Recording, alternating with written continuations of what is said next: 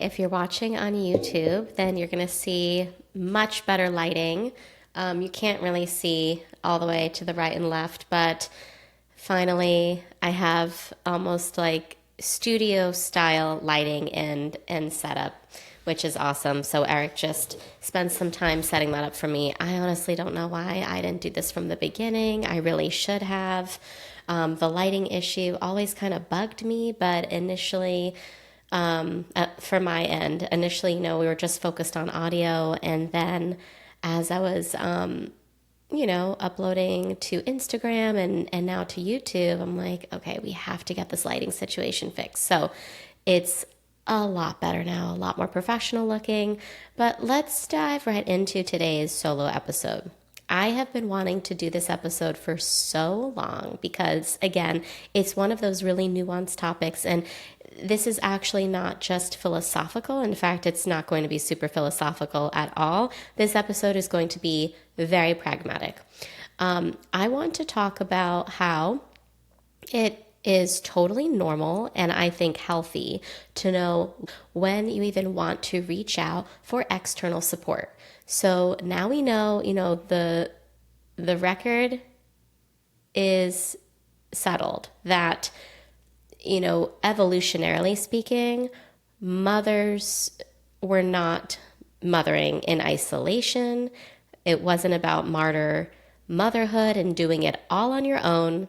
And I think, at least this is my perception, that what has happened in the crunchy world is there's this stigma, especially for stay-at-home moms or part-time sort of hybrid working from home moms, to outsource for any type of childcare support. And the truth is, and I was talking about this with my friend and mentor, Jamie Glowacki, like, even if you're just working from home, so you're not leaving the house to go work from somewhere, but if you're working from home, even sporadically, even just part-time, depending on the temperaments and ages of your children, you will need childcare. I know there's a lot of moms out there who honestly do a really good job of getting work done with their kids in earshot distance. But there is certain type of work that actually requires all of you. Like if I'm doing, and naively, honestly, and maybe even a little bit foolishly, or I was a little bit of a Pollyanna, and I thought, yeah, of course, like I'm able to do all these things with my two young toddlers with me. And the truth is, no, like they're not at ages where I would feel comfortable doing potty training consultations if like they're in another room. While Julian by no means needs to be helicoptered, and I'm super grateful for that. He's very creative. He's not like, what should I do now? Now what do I do? Like he will find stuff to do. But if I also have Lucy with me, I do need to check on the two of them, from time to time. And I don't want to feel like I can't give a client my all. I also don't want to feel like the only time I can see clients is on the weekend or in evenings. I would like to be able to meet with them when it's not in the midst of family time, when I'm fully energized, during the day and I'm not like in bedtime mode.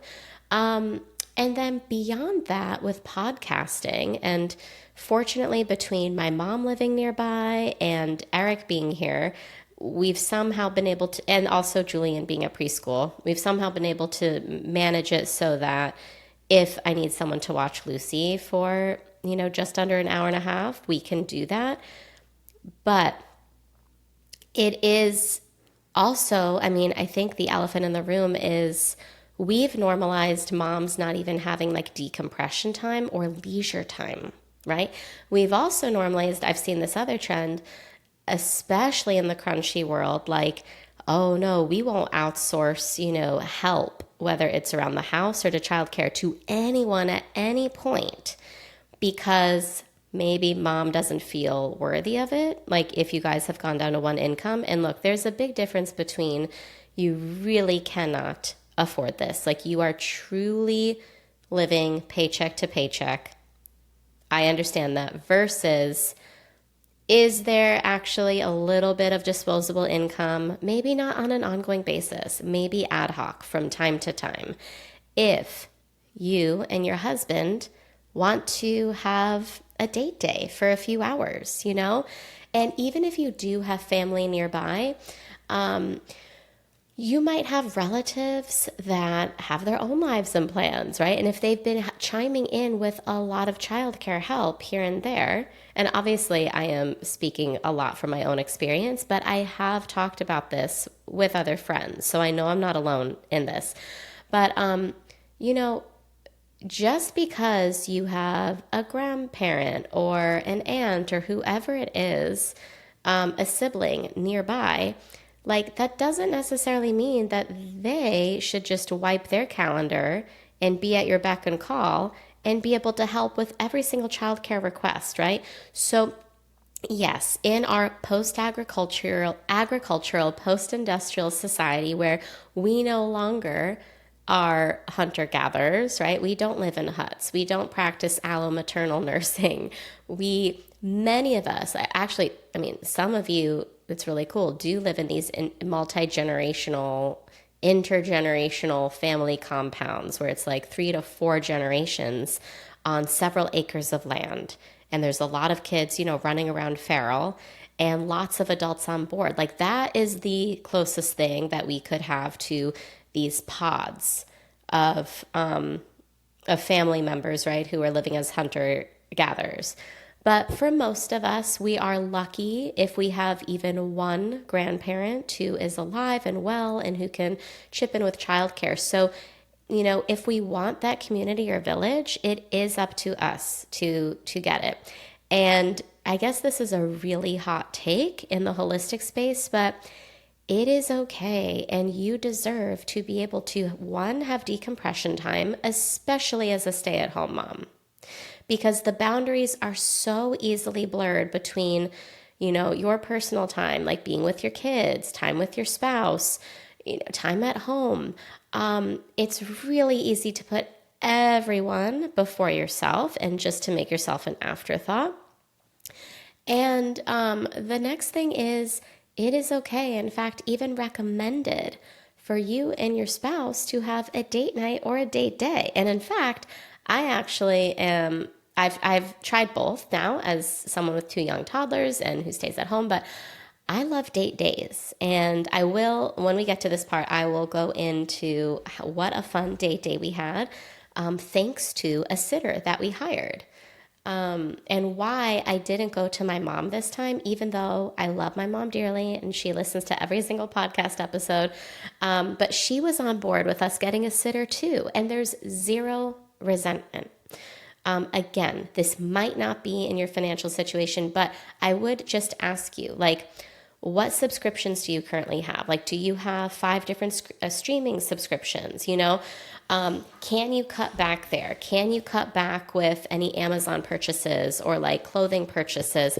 Because to have, you know, $100 to $200 from time to time to be able to spend on childcare, so you and your husband can have, you know, an uninterrupted conversation and get out just the 2 of you, I think is wonderful. And if you are a freshly postpartum mom, like, you know, your baby is a couple months old, you're exclusively breastfeeding on demand, this message is not for you. I am definitely not about snapback culture. I am not a proponent of brand new moms leaving their babies at home so that they can get couples time. There will be plenty of time for that, years for that, trust me. My kids are 1.5 years and 3.5 years old, and everyone's different, but I am not going to wait until they're 5 to 10 years old to get one-on-one time during the day with my husband when we're not both ready to pass out at night after a full work day and a full day of parenting. So you got to get creative. All right, so now that I got that disclaimer out of the way, big picture, I'm going to talk about nannies, babysitters, mother's helpers. There are some people who weren't aware of mother's helpers. I actually first learned about this term from my friend Lizzie of Fierce Lizzie or Unmedicated Academy on Instagram. We had Fierce Lizzie on the podcast, I want to say about a couple of years ago. And I remember back when I just had Julian and she was telling me all about mother's helpers and like what a great option this is. Like sort of like a hybrid role between someone to help you around the house and watch your kids, or like just engage with your children. And it doesn't have to be someone who's very qualified and I would say, of course, like they're very qualified and experienced. They can be, and our mother's helpers have been, but it doesn't have to be that case. And I've had I've had definitely two mother's helpers and then one very short-term one who was much, much younger. Okay. So then and then also I want to talk about preschool and daycare when it can be an extension of your community, when you might want to consider it, even if you're a stay-at-home mom. Yes, I know this is such a hot take, but I'm going to stand behind this. And I don't mean like institutionalized daycare full-time, like where your kid is outside of the home all day. I'm talking about a very part-time situation. I think it can be the best of both worlds, and it's more of a preschool, not a daycare. I will explain the difference. So let's just talk about nannies real quick. Depending on your work circumstance and the arrangement you have with your job, how full-time you are, your budget, that's a huge one. And also, do you have a mix of family nearby who can kind of chip in? This may or may not be appropriate for you. So nannies are going to be more serious, career-oriented, full-time, all-encompassing. There's greater expectations for them across the board. So it's not just the act of keeping your kids alive and watching them for the most part, though even within the nanny category, I've heard of a wide range from friends. All the way from, April's nanny, I think is probably one of the most outstanding examples of aspirationally, like what is possible. And, this is someone who is very values oriented, just like all the things, right? Like bilingual and very hands-on, super engaged, not passive, not just checking the box and doing things because you said to, like forward thinking, can read the room. Also very open-minded, on board with if you bring suggestions or requests to the table, like on board with continuing to research and refine, go all in. Genuinely caring about not just keeping a child alive, like bathed and fed and hydrated. That's, like fed is best. Fed is the bare minimum. Of course, if you're paying someone to watch your child, you want them to survive. Like, hopefully they're going above and beyond, And then also with keeping up with the house, right? That's a big part of it. So you'll know whether you need a nanny or if you can afford one. Typically, both you and your spouse are working full time, even if you are at home. Okay, so that one is a little bit more straightforward. I want to talk about babysitters and mother's helpers and the nuance with, how we need to be so vigilant, but especially, we're in an era of like post-Epstein, AI, fears with the digital world.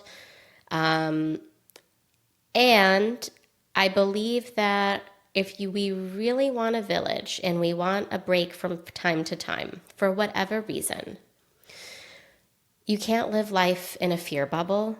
You do need to not let your guard down foolishly and recklessly, but at some point you do have to extend a little bit of trust. And this is where both leaning on your intuition and asking smart questions comes into play. So I'll talk about this later on, but in the episode show notes, there is a guide that I've included, and it includes a bunch of questions that I recently revised and modified, but questions that I myself have personally used when interviewing caretakers, as well as Julian's preschool. And I've looked at it from all angles, and I've heard really positive feedback from it, including from the assistant director of Julian's preschool. So I'll talk a little bit more about that guide towards the end of the episode, but it includes how to ask these questions, because it's not just the question you ask, but how to ask it that is going to get you the answer that's going to really solidify whether this person is the real deal or not. Are they authentic, or are they just answering to appease you? All right, so babysitters. Now, it's interesting. I remember growing up in the 90s, my parents always had a ton of babysitter options. You know, there was like the younger babysitters who were like in their earlier teens who would do more of like a short-term local babysitting situation. Then you had like the older, more experienced babysitters. Maybe they were even like middle-aged and they had more responsibilities. But it's interesting because I have the experience of being on the receiving end of this. I remember the babysitters who were a little bit too lax with certain things, maybe like permissive parents, or they were maybe distracted. I don't know, maybe one of them was even on the phone with her boyfriend, you know, the corded phone. So these are all the memories I have of like the mid to late 90s and babysitters. And that stuff really sits with you, you know? And so what's nice is I was able to use that experience from 30 some odd years ago and apply it now when I am interviewing. I'm like, I remember what I really loved as a 7-year-old and my babysitter, but I certainly wouldn't want that necessarily for my children, you know? Yeah, so babysitters, I think it's great, especially once you have toddler age children, to be able to have at least a couple of trusted sitters who are vetted. Ideally, you find them through word of mouth. Let's say you meet a mom friend at the gym or at the park or playground. Like you get to know her well. It's not just someone random that you talk to one time, but you know her, you like her, you trust and value her opinion. Maybe, and you can ask her like who she uses as a babysitter.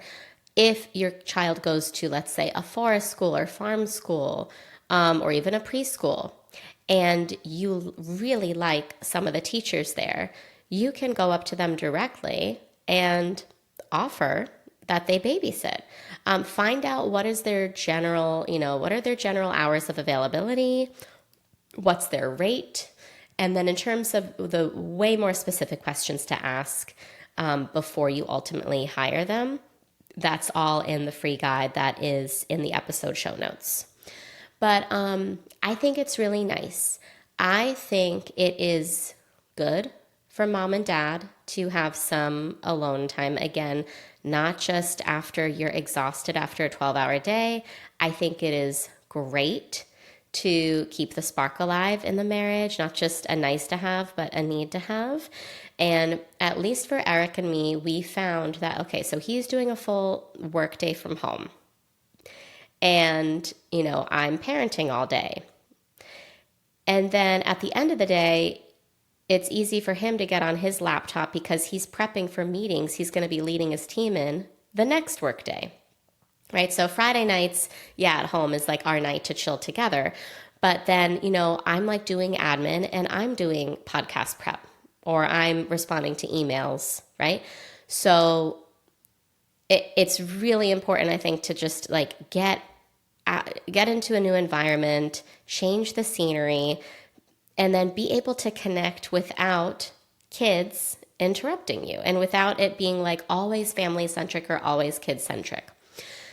So I'll tell you just a quick anecdote about a really awesome babysitting experience we had.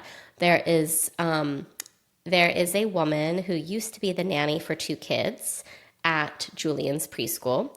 Those kids moved to a different city, so she no longer is their nanny, but she ended up taking a role at the preschool as a teacher.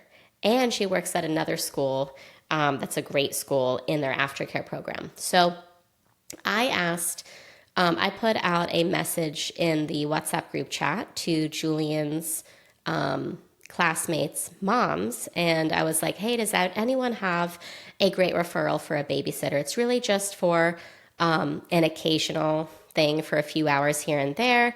And so I got two direct referrals from one of the moms of Julian's classmates, who also happens to be a teacher at the school. She's like, oh yeah, here's these two. And so I asked her first, just to make sure that I wouldn't be given a different rate. I said, hey, what's her rate? Like with you, like when she babysits, right? So now I know when I go to this babysitter, if I'm getting a fair price, or, has the rate changed, etc.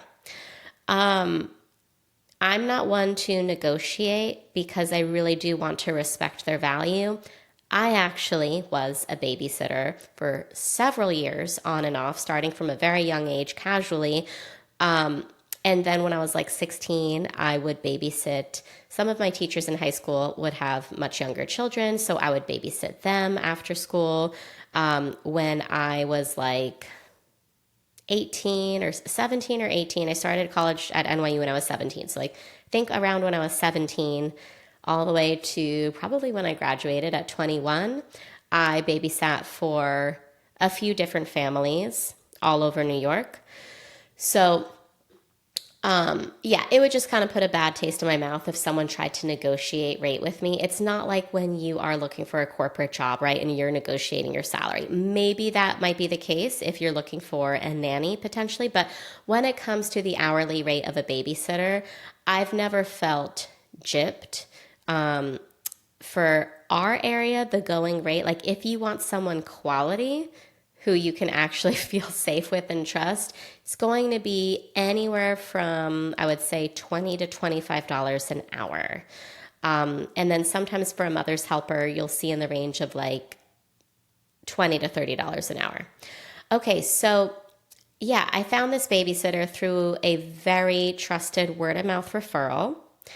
So I did not feel the need to also have to do our own background check and check the driving record. Because also I knew that she was gainfully employed at our local preschool. So right now, when we have kids who, even though Lucy has been night weaned recently, she's still not completely sleeping through the night, right? So I'm going in there to comfort her. And also, Eric and I, we are more tired in the evening. And I was like, we need to connect just us when we're not totally exhausted. So we've been doing date days. And typically this would be something very impromptu or spontaneous. My mom has a thriving, busy social life, and I'm very happy for her with that because I know there's a lot of women her age, in their 60s who do not, and they don't really have a lot of anything or anyone going on. So I'm happy for her. With that said, if we truly want an uninterrupted date day, I actually do like paying someone to take care of things who can commit fully to like a 4 to 5 hour stretch. And yeah, I think it's nice that way. So on Saturday, we had her come from 8 a.m. to 1 p.m. And in that time, Eric and I went to our favorite coffee shop where we got to just converse in the morning, early morning. Well, not early, but, in the morning on a Saturday. So we went from the coffee shop and then we decided to go back home, quickly change to go to the clubhouse pool in our community. So we brought some books that we each wanted to read, and we both went in the pool. We did a little bit of reading poolside, so relaxing, and we love going to the pool with the kids. It's one of our favorite family activities, and Julian can swim. Lucy will just like be in a float. But if you have kids by the pool, it's a completely different experience being there with your kids, and you have to be hyper vigilant at all times. So it's fun, but you're also hyper vigilant. You want to make sure they're safe in the pool. It's such a different experience versus if it's just the two of you. And it brought us back to our honeymoon in Hawaii and also when we lived together in Austin, Texas, and it was just the two of us before any kids, and like we would hang out by the pool.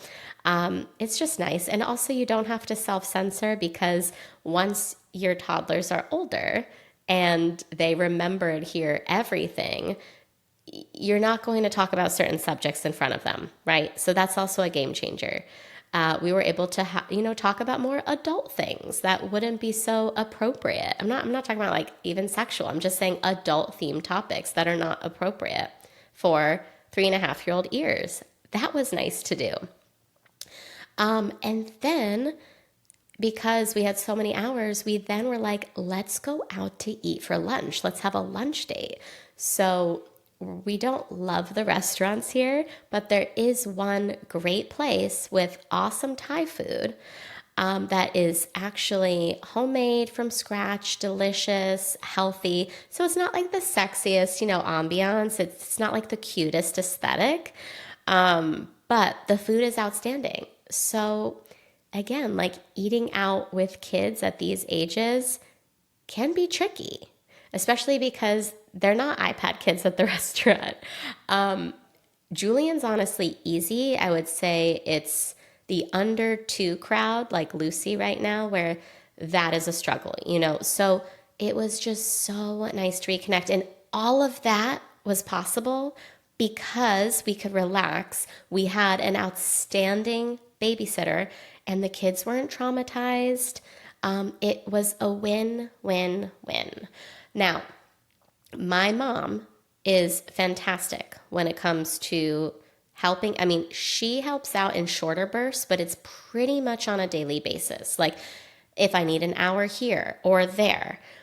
But we do need to respect and acknowledge there can be limitations with grandparent help. I often witness, first, let me just preface it with this. It's going to be very hard for anyone to exactly replicate like what our hunter-gatherers did because we simply do not live in that type of society. We do not have the cultural framework to replicate it. So there's going to be drawbacks with however we decide to put the puzzle pieces together with our own community or village, right? I try to respect as much as possible and acknowledge that there are limitations with grandparent babysitting and childcare, whether it's physically, emotionally. So for my mom, she is very active, able-bodied. She's only 60, and she loves her her grandchildren very, very much, and I love the beautiful bond they built. And at the same time, she has, and I'm very grateful that she's spoken up about her personal boundary, she does not feel comfortable for long stretches being with both grandkids at the same time. It's not because she doesn't like it, it's outside of her comfort zone. Again, you probably remember, I've mentioned this a few times, if you've been tuning into the podcast, like her own 2 kids were spaced 5 years apart. She's not familiar with juggling 2 kids who are more closely spaced. And I'll even admit, there's times where, I'm in the kitchen, both the kids are in the other room. With these modern homes, we have these open floor plans, and I have to check on them, every few minutes just to make sure they're okay. Not in a helicopter parent mode, but it's mainly for Lucy. So yeah, I get it. And if someone is telling me that, right, someone I love and respect, and I don't want to cross their boundary of what they're comfortable with, I don't want to put my mom in a situation where I'm like, oh, no, it's fine. You'll be fine. I don't want to put her outside of her comfort zone. I would rather have the younger, babysitter for those longer stretches who does feel totally fine watching 2 young kids at the same time. And we are happy to pay for that. It is well worth it. At no point afterwards did Eric and I think like, wow, what a ripoff, like what a waste of money, or like we could have done that alone. It's like, no, we couldn't have. And it was so worth it. We came back so rejuvenated. Now, again, going back to what I talked about at the top of the hour, look, everyone's different. Everyone has different desires, values, comfort zones. These are not thoughts that we're having when we're freshly postpartum, even within the first 6 months. But then you start to kind of get this itch, at least for me, especially when the kids are closer to a year old, where it's like, I really want to just have one-on-one adult time, a date. The kids are ready to be at home for a few hours. They're going to be great. Especially if it's someone that you like and trust. Okay, so I want to now jump to mother's helpers. With a mother's helper, and I know this term isn't as widely used. You typically just hear babysitter or nanny, right? To me, it's like you have the spectrum. Nanny, very serious, career-oriented, full-time, all-encompassing with the house, the childcare, travel, etc., cooking, cleaning, whatever. With a babysitter, to me, it feels more like, yes, you should still take it seriously. It is a serious role. They're caring for your children, but it's more casual, ad hoc, part-time, maybe even just a one-off. Maybe there's not a ton of focus on the house. I would say for the majority of babysitters, they know it's the expectation to do some light tidying up, but it's less about random, like, oh, I'm going to come in and I noticed this mess was already there. So like, let me make it look nice. It's whatever mess occurred while the kids were in their care. That's typically what they're going to focus on tidying up. Now, I've heard of horror stories from moms where they're paying like top dollar, I'm talking like 25 an hour, and the babysitters leave the dirty dishes in the sink. That to me is unacceptable. Like whatever the mess is that occurred while they're watching your kids, at a minimum, that's what should be tidied up. I'm not saying go all out there. Like I would never expect a babysitter. That's the difference, right? With a nanny full time, who's typically with benefits, they're a W-2 employee. I would expect them to do things like vacuuming, mopping, folding laundry. With a babysitter, the primary focus is on, fun, engaging activities with the kids, making sure everyone is happy and fed. Maybe they do a bath time, right? Like, let's make sure the dishes are cleared from the sink, the countertops are wiped down. I would not expect a vacuuming unless, of course, there's a big mess that occurred, right? I would not expect really anything much more than that, and that is okay. Now, let's talk about mother's helpers. This is a really cool hybrid role. And I'm going to talk about a couple of the wonderful mother's helper experiences that I had. And I actually still am in contact with Julian's first ever mother's helper. And I'll talk about why me, as a stay-at-home mom, why would I need a mother's helper? Why did I want this? How did this desire come about very naturally? So a mother's helper, you can just think about the term, what it sounds like. This is a woman who typically is helping out with both childcare and a little bit of what you need around the home while you are at home, for the most part. There can be exceptions. I've been both at home, but like in and out of the house too, on different occasions. I like the mother's helper option as a bridge. It's a bridge between, well, we don't need this full-time either in the home or outside of the home childcare situation, maybe because your work schedule doesn't demand that. Maybe you're just working a few hours here or there. It's very sporadic. Maybe there's no work at all outside of motherhood that you're doing, but you just want to decompress. Like you want to be able to have some appointments or do some errands, child-free, like go to a workout class, whatever it is. And what I like about the mother's helper role is it's kind of like the best of both worlds, and it's typically pretty part-time.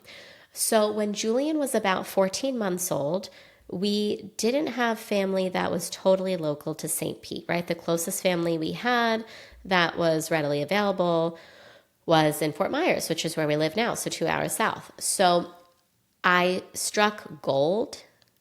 We paid for the Sitter City app to be able to not just browse different sitters, but actually reach out to one. So you do have to pay, and it was totally worth it. Somehow, the first sitter whose profile I read and liked that we reached out to was the one who ended up being Julian's mother's helper. I'll give her a shout out. Her name's Amelia, and we're still in touch, and she listens to the podcast. Julian was about 14 months old. We had her come about one day a week from 9 a.m. to 1 or 2 p.m. She mainly would take him outside. So he's in nature, and they're like doing their nature walks. So she was the mother's helper from age 14 to 17 months old, which is the time that we moved to Fort Myers. Otherwise, we absolutely would have kept her. And she also had outstanding references and was a sitter, mother's helper for other local neighborhood kids. And it was just a dream. So I was able to, typically during this time, I would have my me time. I did not feel the urge at all. I had no desire to outsource any kind of help at all for Julian's first year of life. Then shortly after he was 12 months old, I got this urge. I was like, I don't need anything full time. I don't want anything full time. But there's just like, it felt like the boundaries were very blurred, and I wasn't getting that time to decompress solo during the day. And then I think in toddlerhood too, once kids become so mobile, it can be tiring. And I just wanted literally 1 half day per week where I didn't have to be responsible for anyone but me, guilt-free. And I wasn't even doing anything extravagant. It would just be like, most of the time, this was my time to focus on a podcast recording. So doing that, which is pretty impossible with kids who are awake and around, and the kids need to be outside of the house. So I do a podcast recording. I might do a food shopping, run an errand, go to an appointment, just take a solo walk. And trust me, this time flies. So yeah, it was a 4 to 5 hour stretch, but it flies. Okay, so you'll see it when you download the free guide, the questionnaire, like why I was able to know on the first interview that Amelia was the right option for us. I didn't just have to rely on my intuition. I wasn't just asking the basic surface level standard stereotypical questions, where you just like check the box. I knew that she was going to be an amazing fit, and she went above and beyond, and she even exceeded my expectations. We were so on the same page with so many things, but I also want to say, like, you do not have to be on the same exact page with everything. There's just some things. And again, I think the guide really clearly delineates this, but I think some moms are afraid of outsourcing to babysitters or mother's helpers because they're scared that they're not exactly aligned on every topic. You need to get clear with yourself and your husband. What are your core values, right? And there's a previous episode of Moms Off the Record about talking about what your core values are, right? And getting clear on that, the importance of it. Do you care a lot about safety? Like, is just being physically safe the most important thing to you? Is it autonomy? Is it creativity, right? So get really clear. I mean, this is just scratching the surface. But what I love about Amelia is she really prioritized outdoors time. We were very much aligned in that, like, she's not hypervigilant in the wrong ways. Like, oh no, be careful. Like, don't do that. Don't go there. It was a lot of what you can do, and a lot of focus on exploration, nature. Because especially if I need to do a lot at home or record a podcast, I do want to maximize Julian's time outdoors. She also was like the perfect friend matchmaker, and she would always ask my permission ahead of time. She would never assume. So like, hey, I'm also watching this other boy in the neighborhood. He's this age. This is what his parents do. This is where they work, this is my relation to them. Would you be open if I brought both of them, with me over here on this walk. And I was like, absolutely. Like isn't that every mom's dream, to have a sweet neighborhood child around your child's age? Doesn't have to be exactly the same age, around your child's age, and they can play together, under the supervision of someone you like and trust. And these are great kids, so I don't have to worry about a negative influence. Like, I met this boy, I saw him, because I know another main concern is like, but what about the kids, who are exposed to porn or on iPhones? It's like, we're not talking about that. That is a real issue, and that's another issue. Okay, so I absolutely loved having Amelia help. I highly recommend, if you are a stay-at-home mom and you're just feeling a little bit like maybe burnt out, the lines are blurred between your work, your personal like solo time with the kids, time with your husband. Having 4 to 5 hours to yourself just one day a week. And this is why it's like not yet appropriate maybe for preschool or daycare and nanny, because I'm talking 1/2 day per week, right? This doesn't warrant full-time outsourcing. It is a game changer. And, Amelia just was so good at like organization and tidying. And I'm not even really that wonderful with organization. Yeah, like things will go in random bins, but she took it to the next level and she enjoyed doing it. She also has a teacher's heart. So she herself very much loves this line of work because she has a passion and interest in things like homeschooling and unschooling and being in nature, which I really loved how she thought outside of the box, still does. Yeah, so we've kept in touch. That's a great sign too. Like, even after the work is done, you still keep in touch. Fast forward to Fort Myers. Julian's been in part-time preschool since he was 18 months old. Started off very, very part-time, and now it's like full-time, part-time, where it's always half days, but it's 5 days a week. He absolutely loves it. That, to me, is a part of my community.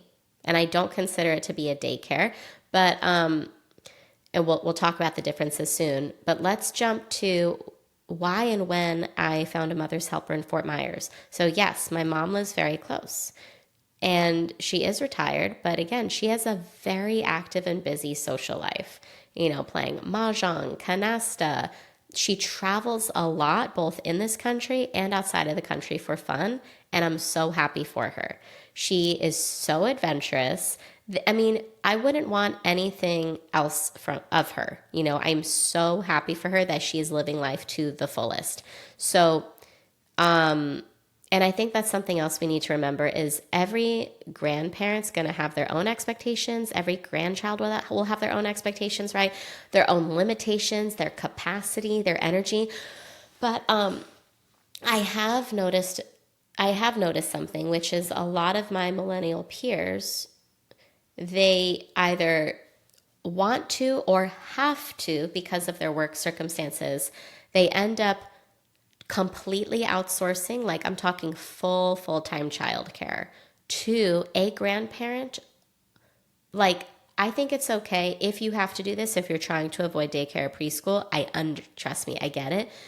If there's more than one grandparent who can help, or more than one family member who can help. But when there's mainly one grandparent, especially if they are chronically ill, they are in pain, they have trouble walking, bending down, and that one grandparent is supposed to be full-time, like 40 to 60 hours a week, responsible for watching a child, especially a very active toddler. That's not right. I understand in dire circumstances, we have to do what we have to do. If you have to get food on the table, both parents have to work. But I am seeing like grandparents in their mid-70s who are full-time responsible for a 2 or 3-year-old. So both parents can work, and particularly like 6-figure jobs. At that point, it's like, parents need to downsize. Dad just needs to take on a higher paying job, probably. Mom needs to stay at home a little bit longer, maybe take on a more part-time job. I don't think it's right that a 75-year-old who is exhausted, has a hard time bending down and getting back up, has a hard time walking and keeping up with a running toddler, you know that that grandma is going to be resorting most likely to screen time more often than we would like or hope for out of sheer survival. It is not natural for much older grandparents to be the full-time source of entertainment and childcare. I was talking to a local family recently, and I don't know if I've seen the parents with their own child maybe more than 2 minutes in the last 2 years. But the grandma who, and I'm not talking about a fit, able bodied, limber, active grandma. I am talking about a grandma who's clearly not all there, is struggling physically, like struggling to walk. And she has been the sole primary caretaker. And by the way, the parents are in the picture. It's not like dad's incarcerated, mom has multiple diagnoses. The parents are in the picture. They're just at work, including on the weekends. So the grandma, again, who's not, I would say, very well, is totally responsible for this young child. And so I asked her the other day, it was funny. She actually saw Eric and me without the kids, and we're almost always with the kids, but she saw us without the kids heading to our date day. And so we made some, polite banter, and she said, "Oh, you're going without the kids." I was like, "Yeah, it's our first date day since our anniversary 6 months ago." And I was like, "When is your day off?" And she said, "Never." And she's like, "But I love it." I was like, "Oh, I'm sure, obviously you love it. It's your granddaughter." But I was like, "How many, hours are you," I don't want to say working, but like, how many hours are you with your granddaughter today? And I know it's not the same as work. It isn't transactional. It shouldn't be looked at that way. But still, like, watching after a toddler when you are pushing 70 years old is very much work. Okay. It's not transactional work. You love your grandkid. You're related to them, but it is work. She said 10 hours. 10 hours she's going to be watching her granddaughter that day.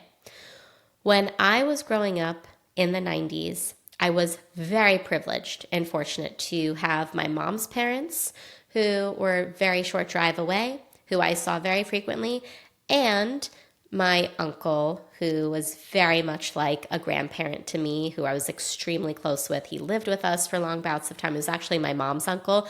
He was like a super close grandpa to me, and he helped too. However, it was never that they were with me all day, like every day. It would be, a couple hours here, like go to the playground or park or children's museum, a couple hours there. We're not talking full-time childcare. So it is interesting. We have seen this shift in such an effort to avoid preschool that much older, tired, weaker grandparents have become preschool.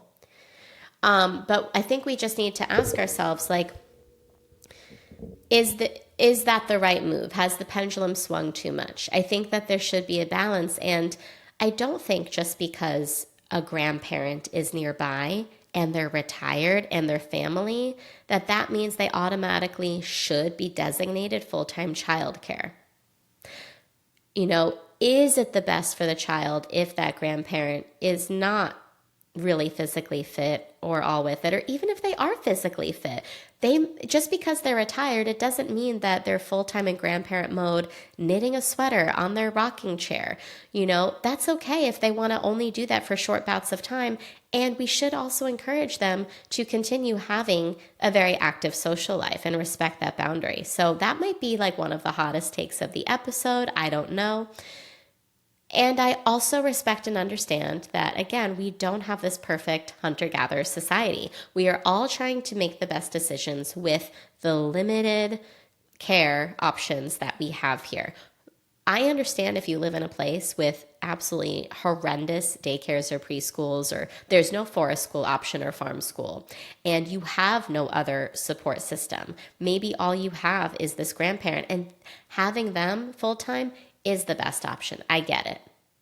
I do. It's tough. So, okay, when we moved to Fort Myers, despite me having my mom here, who again, like, she's ideal for short periods of time, ideally one grandkid at a time. which is perfect for like, hey, I need to bang out a podcast recording. Can you watch Lucy while Julian's at preschool? With enough notice, it's 99.9% of the time, absolutely, if she's in town, except for her busiest day of the week, which is Mondays. It's wonderful. But if I want to get more done than just a recording, and I don't want to do it when I'm exhausted at night, and I don't want it to cut into family time on the weekend, it's nice to have the mother's helper.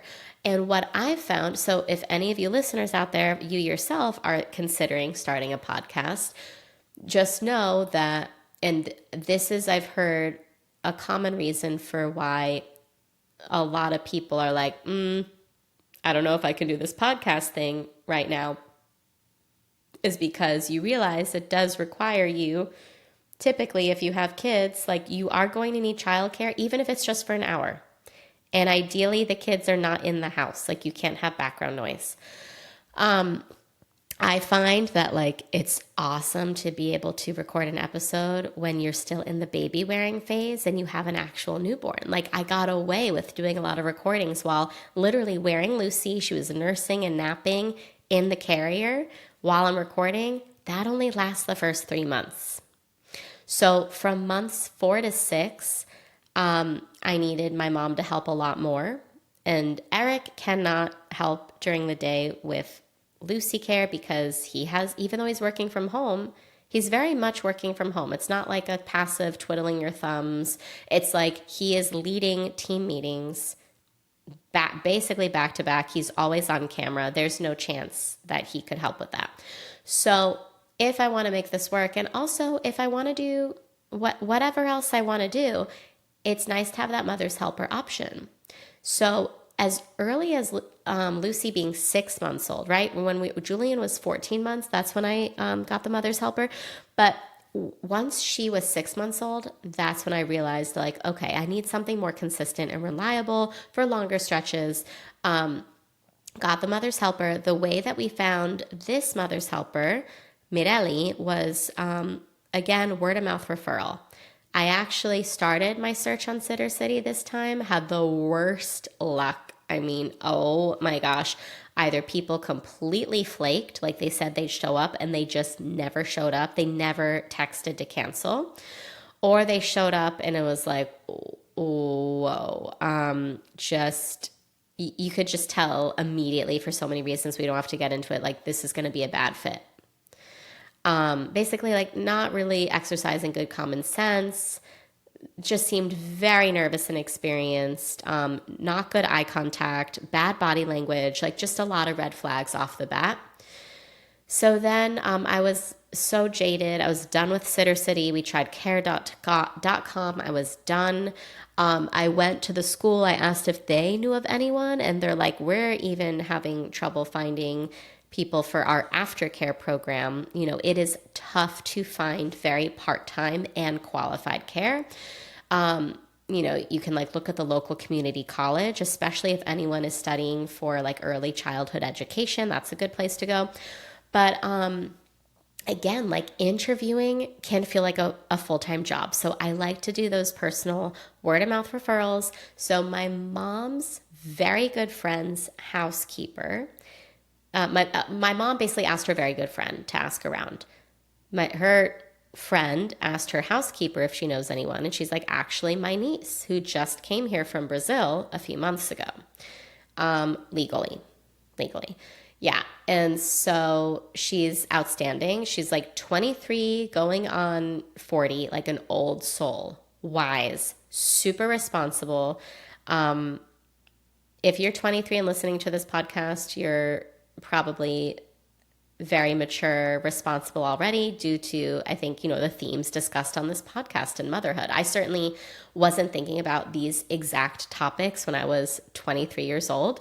But I will say that there's a lot of 23-year-olds out there who, you know, just might be in a different state of mind, right? Might be more Gen Z. This mother's helper that we had, she was just in a league of her own. So mature, like I said, just so mature, responsible, capable, never ever distracted on her phone. I would say like old school good values. And definitely had more of there was more of a clear cut 50-50 role where the expectation was I actually would love some help around the house. Specifically, like 2 rooms that always just seem to go completely bonkers with both kids around. And that's the kitchen and the living room, really. So it wasn't even like, here, clean the whole house. It was like, can you help me? Like, help me. It was very much like, okay, I'm going to tackle laundry. Can you get the kitchen? Or while I'm unloading the dishwasher, can you help me with the floor? So it was very much like mother's helper. She is helping me. One, it's just more efficient if we can work together. And then 2, if I need to do something more admin oriented or on the computer, can you be with Lucy? Take her outside in the backyard. So notice how she's not taking Lucy anywhere. Like I'm not expecting her to take her to the park or the playground. Like she never drove with Lucy in the car. It's very much like, can you walk her around the block so I can do some things here? And yeah, that was great. So why not just wear Lucy on my back? 99.9% of the time, I'm wearing her anyway. She's with me anyway, right? We're co-sleeping. We're bed sharing from day one. I'm always wearing her. Again, it has never been natural for moms to do this completely on their own. And that's the message I want to get out there and normalize, destigmatize that we somehow need to be martyrs in this. And just because we're staying at home, we're not going to a 9 to 5 outside of the home, that doesn't mean that you don't need to ask for help. Like, it's okay to, we've normalized postpartum doulas. Like, okay, let me hold the baby, or so that mom can take a shower, eat a meal. But like, yes, that is important. That doesn't just have to end because your baby is now 12 weeks old, Mideli was awesome. The only reason, and we had her for, I think, 10 months, so almost a year. The only reason she stopped coming is because, and we can't compete with this, she found, and we knew from day one, so there's no like secret. I knew that she was always interviewing for something more full-time, and I'm very happy for her. She deserves that. She found a full-time W2 position, like a full-time nanny role with benefits, working like 40 to 60 hours a week.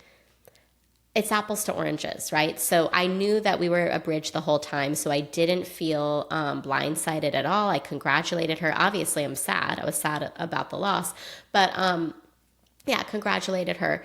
So she also helped tremendously when Eric went to Toronto on a work trip.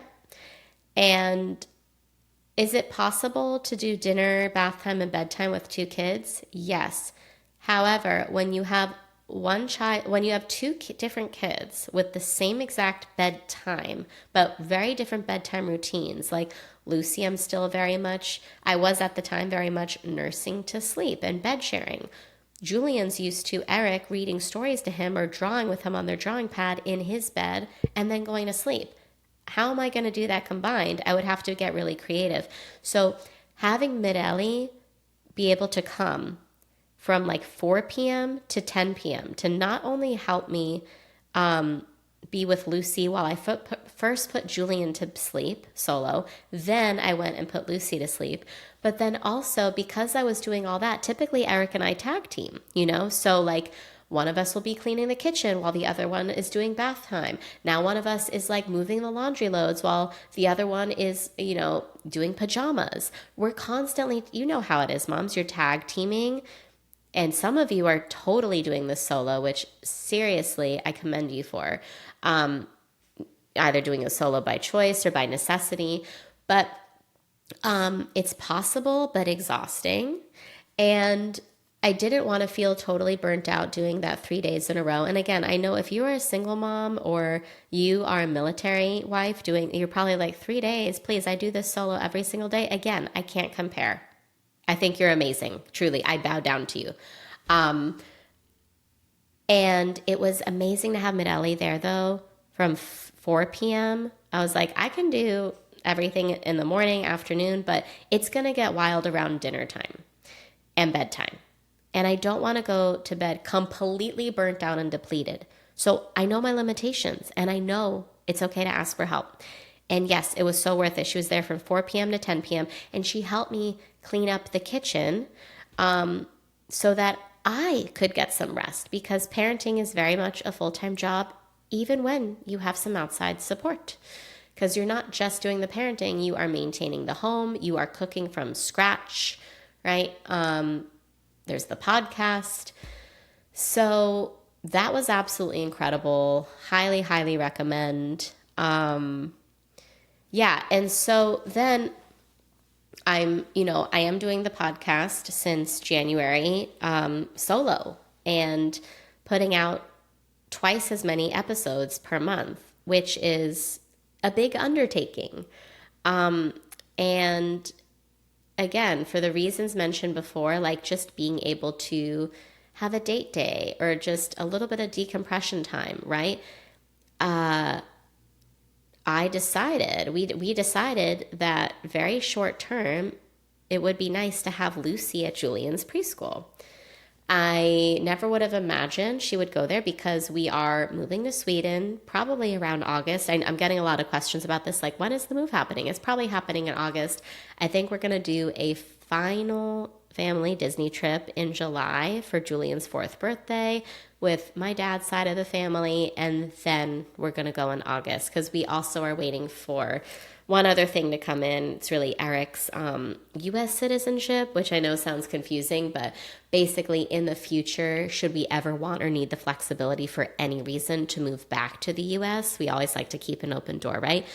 It's nice if he isn't just a green card holder, but also a U.S. citizen, for that flexibility. So that's coming in around April to May. That's what our immigration attorney estimated with the timelines. So long story short, it's August. Now, Julian's preschool, which we love, which you already know, they start, like the youngest age they start with is 18 months old. And they go to 5 years old, so just before kindergarten. And they're strict about it. So they don't take kids under, like, your birthday you have to have already turned 18 months old by the time you start.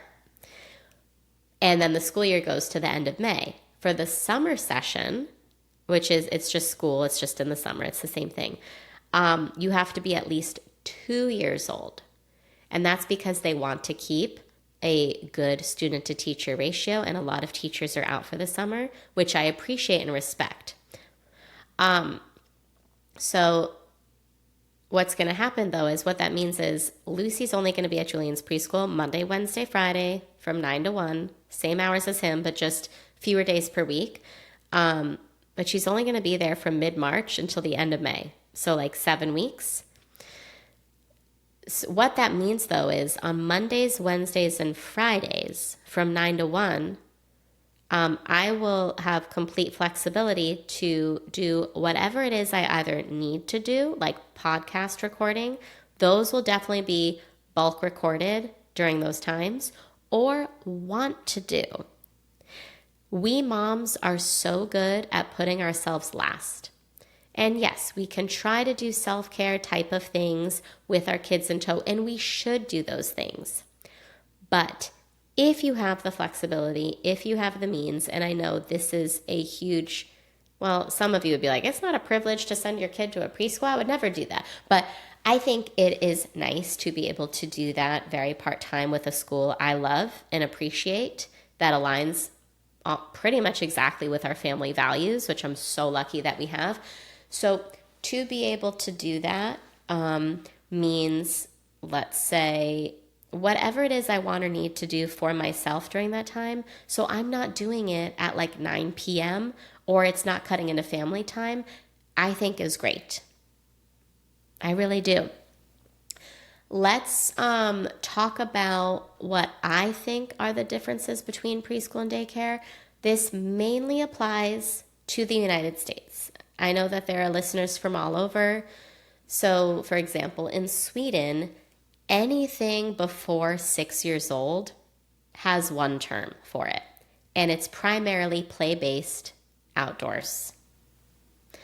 It's so different here in the US. So, daycare or preschool can happen at different ages. It's more so what goes on in the daycare or preschool, how it's structured, and the type of caretakers that I think distinguish the two. So, typically, daycare is just meeting a child's basic needs, which of course is important. This is like level one. Like, okay, parents need to work, child needs to be fed and kept alive, daycare. Of course, there's better daycares than others. Obviously, if you have to choose a daycare, you're going to want to make sure you find the best one in your family's budget that you trust, that is safe. So again, check out the free guide in this episode for questions I would ask if I were you, if I was interviewing a daycare for my child.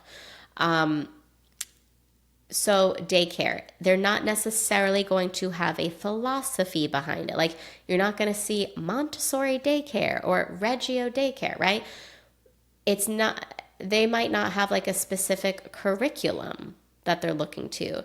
It's probably going to be, they might have different themes, but it's for the most part going to be like entry-level care providers. When I say entry-level, I don't necessarily mean fresh out of school. Like a lot of daycare workers have actually been doing this for decades. Many of them probably even own their own daycares. But I just mean you don't need to have the most advanced childcare education credentials or schooling. There's probably going to be like feeding schedules that, like bottle feeding schedules or solids schedules, nap schedules, probably lots of cribs or mats going on depending on your child's age. And again, the expectations are lower. It's just keep your child fed and alive and well, which are important things. And sometimes this is just what your family might need. But again, within the daycare options, you want to try to find the best, obviously, in your budget. So preschool to me is different because it is geared towards older kids, and that's why a lot of preschools will have like there is a mandatory age kids must be, whereas a daycare in America, it is unfortunate, they're going to take babies as young, sometimes as 6 weeks old, which we know is way too young for a baby to be separated from its mother, but 6 weeks old, that is the reality we're dealing with. I know this might be shocking, like you might have your just jaw dropped on the floor if you're listening in another country, but yeah, 6 weeks old. More often though, you will see 12 weeks old, which is still very, very young. But if it's any consolation, as we heard in the Elena Bridgers episode, like yes, in a perfect world, babies would be with their primary maternal caregiver at least for the first year of life. But for financial circumstances, whatever, if you need to have a daycare, I think that there's better creative ways to go around it. Like if you can find a family owned and operated daycare, and it's much smaller, more intimate, less institutionalized, right?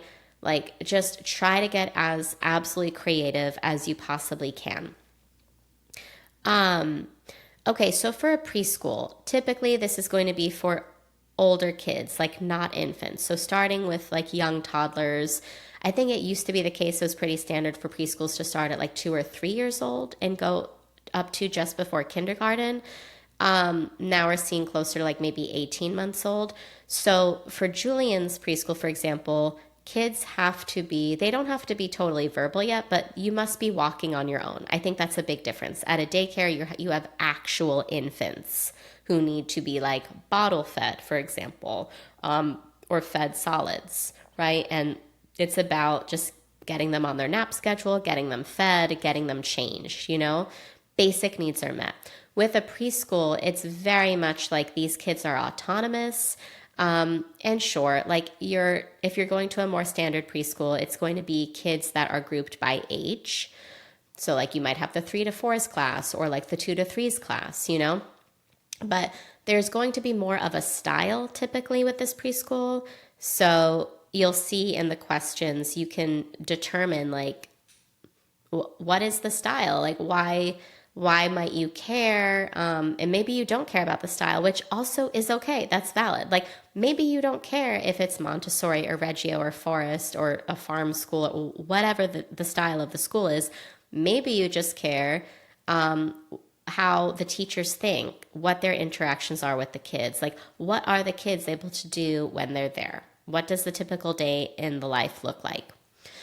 So yeah, it's about getting to better understand what are the values of this preschool.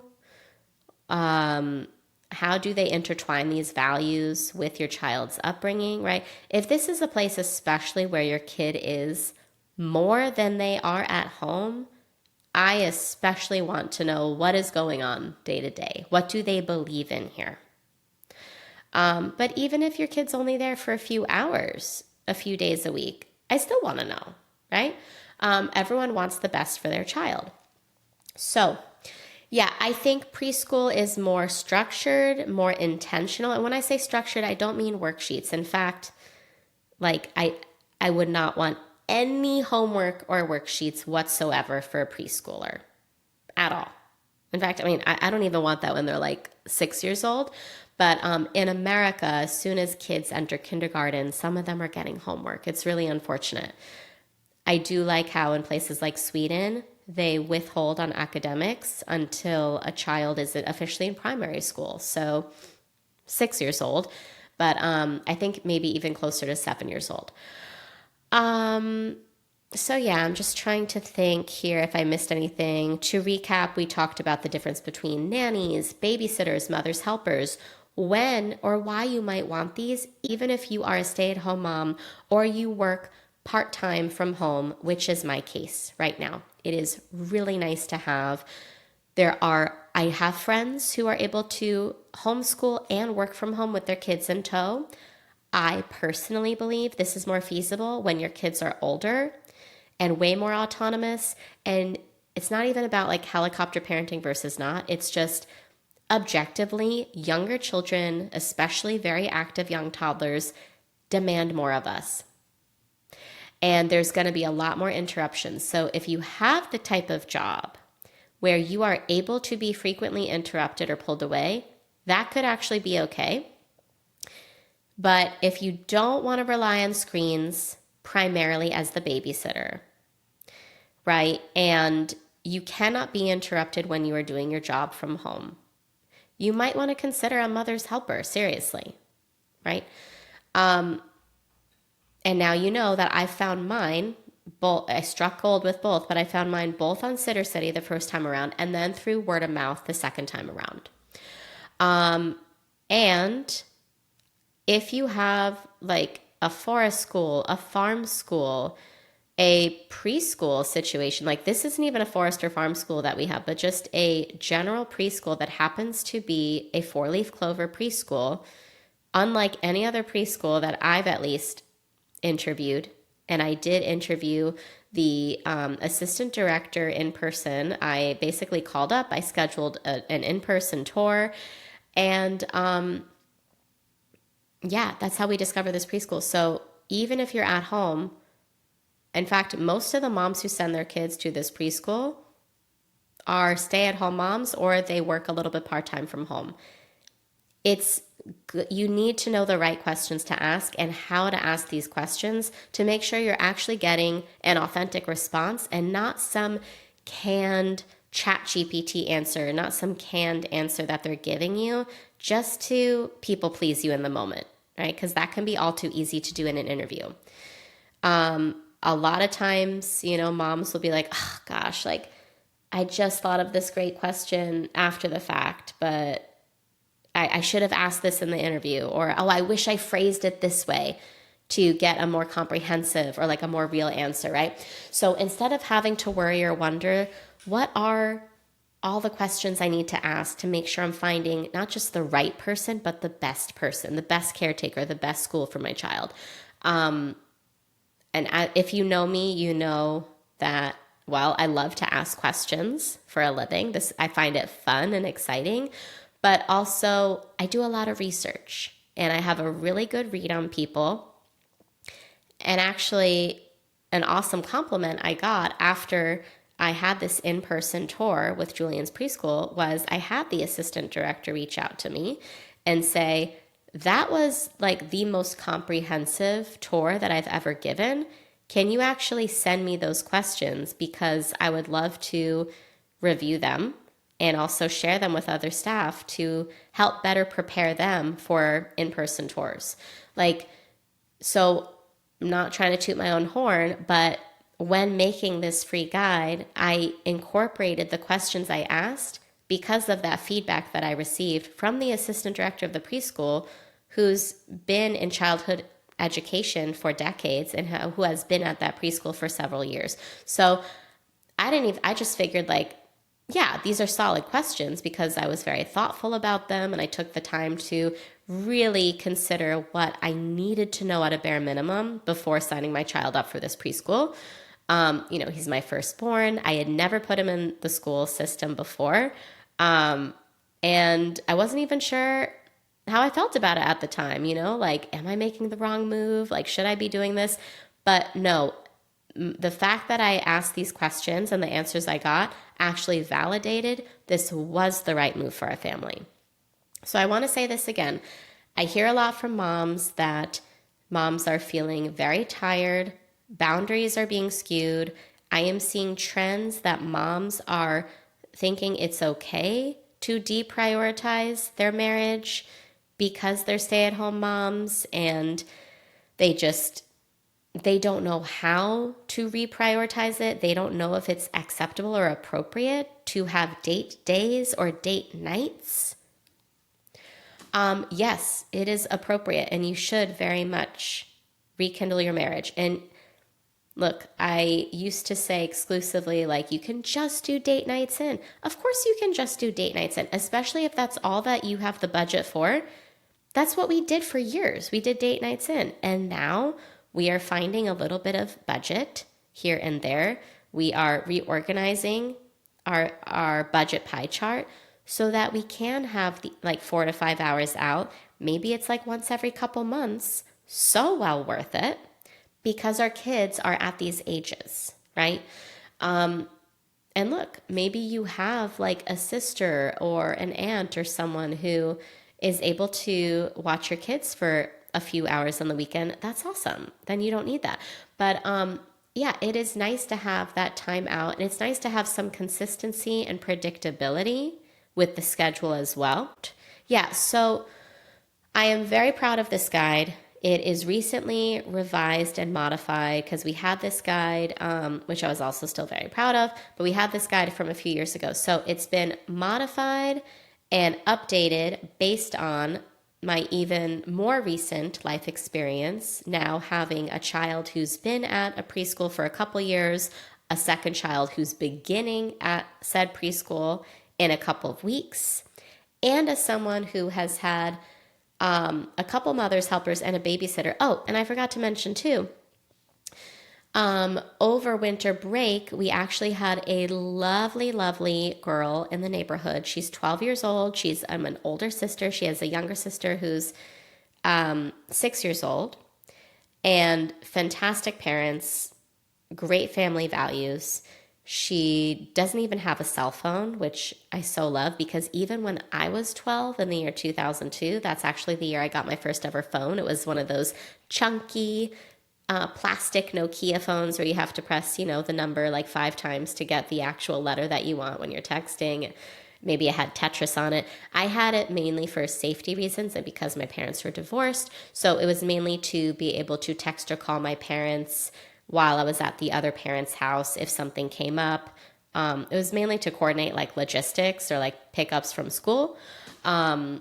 But I'm impressed that in today's day and age, a 12-year-old has no phone. Because even as a 12-year-old in 2002, I had a phone, even though it was truly a dumb phone. So just going back to the mother's helper piece, I forgot to mention this, but sometimes you have to just kind of get creative and be proactive and pitch the idea to someone in the neighborhood, right? And I knew that these girls were home from break. I figured, what 12-year-old doesn't want some extra cash? So, of course, I got permission from her parents, who we know, but I asked her first because I saw her and her sister were on their bikes and they had crossed our house. And I said, hey, are you going to be just like around for the next couple weeks over winter break? And she said, yeah, because normally, right, she's in school all day, then she has scheduled activities, then it's like dinner, home, and bed. And on the weekend, they're busy and out. So I said, would you like to come over and just hang in the backyard? Literally, I phrased it as, do you want to hang out and play with my kids for like 2 hours at a time while I do some podcasting indoors? And she said, I would love to. Just ask my mom. I was like, yes, of course. I was like, I would pay you cash, of course. So I gave her $10 an hour. And she literally would play with Lucy in the backyard while I was inside. I could keep an eye on them. I know she's incredibly responsible and loving and appropriate. And she has a little sister herself who's several years younger. So I knew that she had that experience. These are very low stakes situations. I wouldn't leave her home alone with them completely. I did actually have to step out, but I let her parents know in advance. And I explained, Eric is home. He has the door closed, but he is home. He knows to be on the lookout. She's welcome to knock on his door if there's anything urgent. And it was a little buddy for Julian to be with. I forgot what I had to do. I had to run some errand, but that was awesome, right? So, and I mean, she loved getting the $10 an hour too. So yeah, I pitched it to her. I got the permission from her parents. Look, I started babysitting at really, really young ages, casually in my neighborhood, and with kids that I knew and parents who trusted me. I'm a big sister, so that can be a win-win. Like, you don't have to go through these formal routes. And obviously, the expectations are much lower for a 12-year-old girl versus a 25-year-old woman who you're paying more, who is actually an adult, right?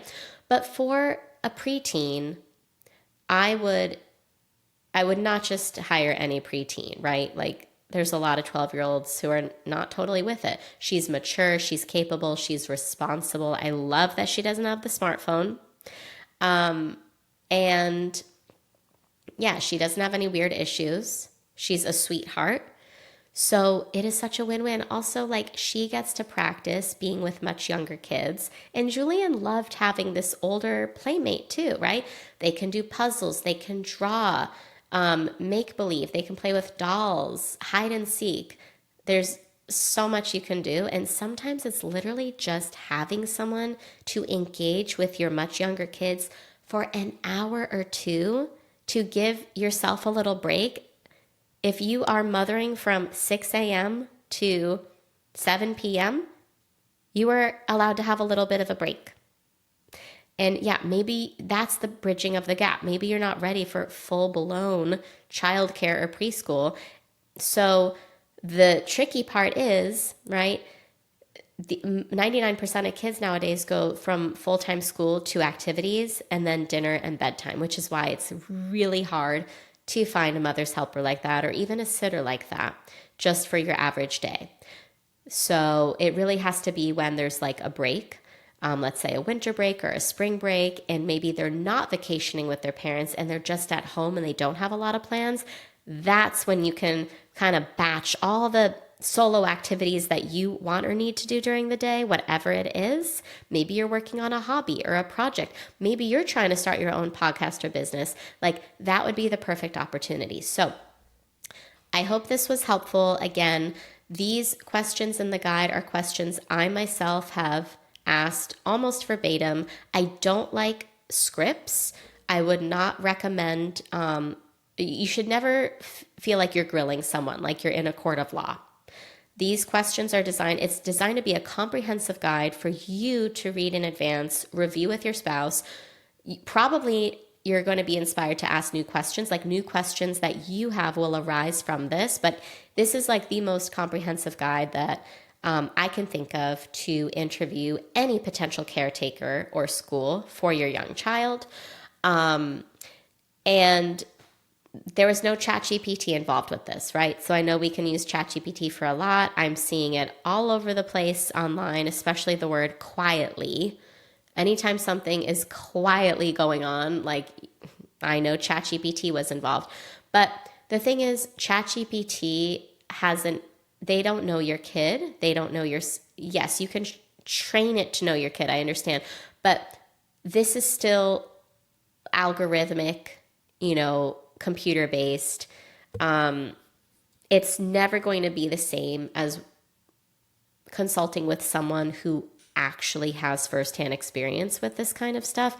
And ChatGPT makes mistakes. I still see it make mistakes all the time, and it's designed to people please you. So there was no ChatGPT involved in the creation of this, which I'm very happy about. I don't demonize ChatGPT. I think it has a time and a place. It certainly does. What I've realized when it works best is when you're using it to help you with non-critical thinking and non-creative tasks. Like, hey, this is one of my favorite prompts for it. This is like such a tangent, but like, hey, I'm going into Sprouts or Whole Foods in Fort Myers. This is what I need to get. I want you to organize this food shopping list for me in a logical order, starting from the entrance of the store, right? And then I can have like an organized list. That is one random way out of many ways that I can see ChatGPT being helpful that I've used it. I don't like it for creative things. Like, I want things to be from my voice, using my words. And I don't like it to be used as a therapist or to outsource critical thinking, right? So all that is to say, this is authentic. There's no ChatGPT in here. So yeah, I hope you enjoy the guide of interview questions to ask any caretaker or school. I hope you found this episode helpful. I would love to hear from you in the comments on Spotify, or if you're watching on YouTube, feel free to comment. Or if you see a post go up about this episode on Instagram, definitely comment on it. I would love to hear from you. Like, have you found a mother's helper you like? Where are you finding difficulty in giving yourself permission to outsource a little bit of help, whether it comes with help around the house or with childcare or both, especially if you're a full-time stay-at-home mom, or you're working from home part-time. Like, were you under the impression that it's not okay to ask for any help that's paid, that it should only be help from family, that you can't trust anyone who isn't family or friends? Like, is everybody a pedophile or a psychopath? So I would just love to hear from you. And if you found the guide helpful, please let me know. Yeah. So that is all I have for you today. And until next time.